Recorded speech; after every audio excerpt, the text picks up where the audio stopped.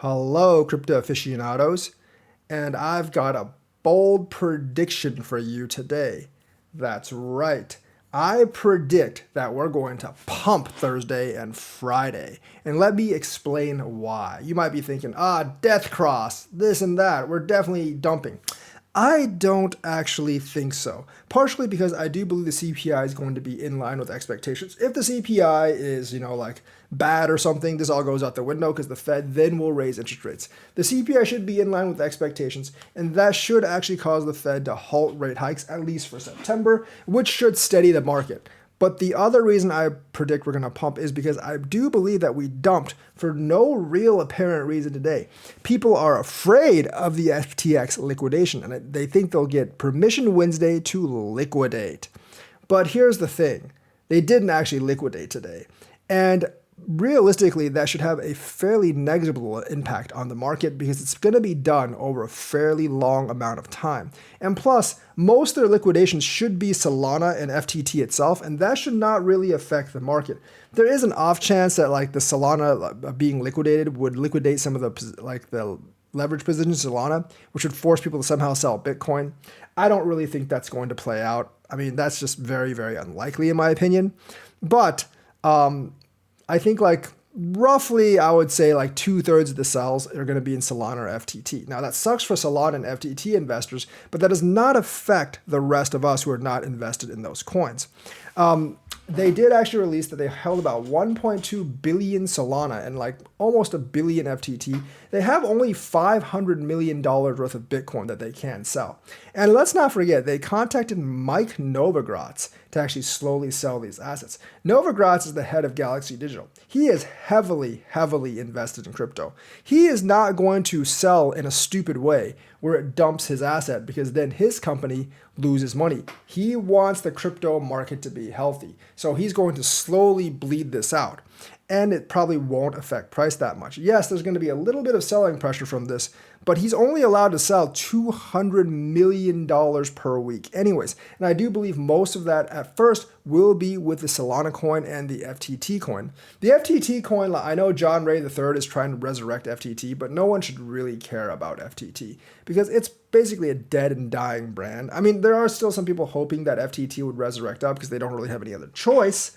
But realistically, I think John Ray III's attempts to rescue the brand are pretty much going to completely and utterly fail.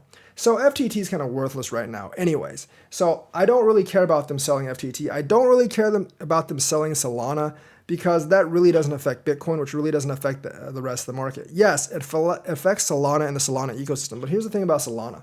A lot of the Solana is actually locked. They do have about $128 million they can dump right away, and I think that will actually be dumped. So, some people are waiting for Solana under 10 bucks. Might be a decent time to buy, I don't know. I'm not really touching Solana myself, but it won't affect the greater market. Now, $500 million in Bitcoin might sound like a lot, but if you sell it over a month or 2 months or 3 months, it's really not that big of a deal. It's only a very small part of the volume for Bitcoin each day. And you can probably just pile it in with the rest of the buy or sell orders. Yes, it is kind of a negative way on Bitcoin, but there's other events that can drive things a lot bigger. And, people buy the rumor, sell the news. They sell the rumor and buy the news as well. So they're really, really selling the rumor hard today because the stock market actually went up. And, the stock market's also affected by the CPI. So in this case, I think the only viable solution, the only viable explanation for this dump today is because of the FTX thing. And I think people are once again overreacting. Just like when they hear a piece of good news, they overreact and buy a lot.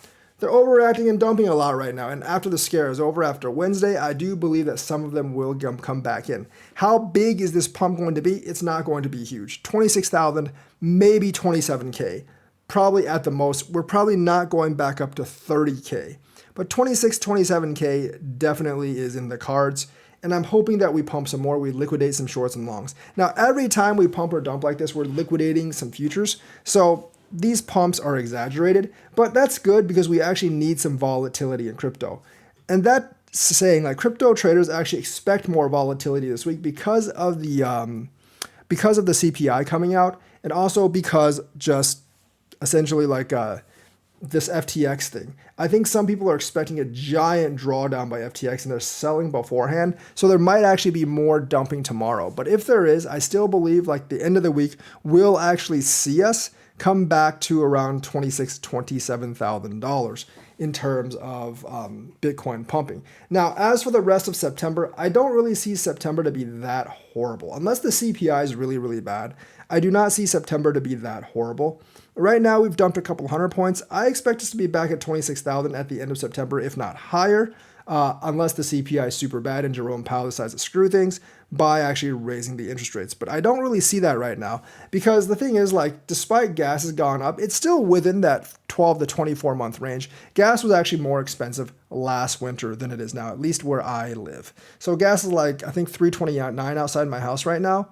And it was like $3.40, $3.50 last winter. I do believe the price is going to go up, but if I look at the price of food, like the stuff I buy, the frozen vegetables, the cereal, some of the fruit, they really haven't gone up since January. So like the month by month inflation CPI report is actually going to come down throughout the winter. And I think they'll be getting under 3% like come next year, especially like with these interest rates staying very high. Now, like I said, they're not going to raise interest rates anymore, but there's a very good chance they'll keep them high for another half year or so, which means the crypto market will be slow until like the halving or so, because with the interest rate so high, there's a lot of money trapped in treasuries and short-term bonds. And that's money that could actually go into crypto, but is actually trapped in other markets because those markets are more lucrative right now. And there's really not much we as crypto investors can do about something like that. Because, you know, you can't really stop people from investing in other assets, obviously.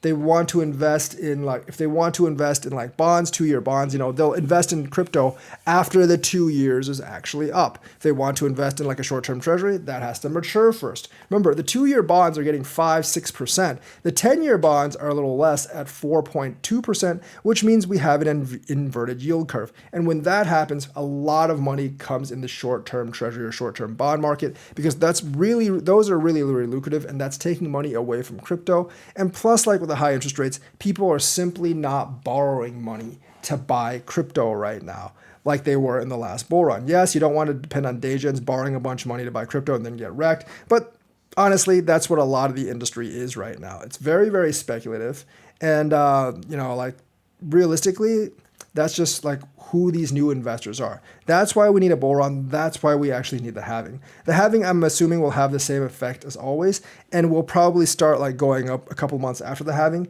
and will probably peak sometime next year. Maybe like, you know, early 2025, mid 2025. And I do not expect the next bear market to be quite as bad as this one, because in the next bear market, we won't actually have inflation. Of course, this bull market, we won't start with the stimulus, so it may not quite be as fast. Remember, the last bull market started when they passed the stimuluses out, and people used the stimmies to actually buy crypto, at least some of them did.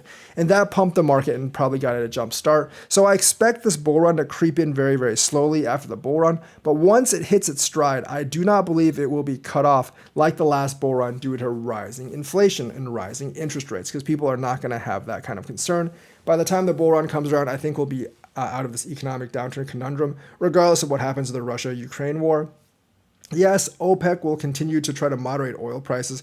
I wish we would actually open up Keystone and some of the other pipelines. Not so much because we're going to pump lots and lots of oil through them. We never actually did that. But just the threat of us being able to do that would actually make the Saudis and the Middle East back down. So I do believe that is one part of the energy policy where the president and mainly the president has gotten it wrong. And I do think he should actually reverse that and stop listening to all the tree huggers, because you need to work with the economic realities of today. So if he actually does that, which I don't think is going to happen, that should definitely bring inflation down. If we can produce more oil, if we can build more refineries, that should all play into this. But even without all that stuff, looking in the immediate future of a couple of days, just because I do believe people overreacted, I definitely think people overreacted to all of this. I do actually believe that we will be pumping towards the end of the week, and we will be going back to normal, and we will be spinning around that $26,000 midline for some time yet until we go back up to 30 and maybe up to 40 and 50 towards when the halving is right now. The halving pretty much guarantees we're going to be at 30, 40,000 at least, if not a lot more, because the miners have to be not too much in the negative for the industry to even survive right now. So that's kind of where the situation is right now. We'll see if my prediction holds true. We'll see if it's like wrong and we just like stay where we are, or if we even drop some more. But even if we drop some more and we come back up to about 26,000 by Friday, I will still be right, because I still think Thursday and Friday are going to be a significant pump. So that's the news for today. Let me know what you think. Like and subscribe, hit that bell notifications button. Thank you and have a nice day.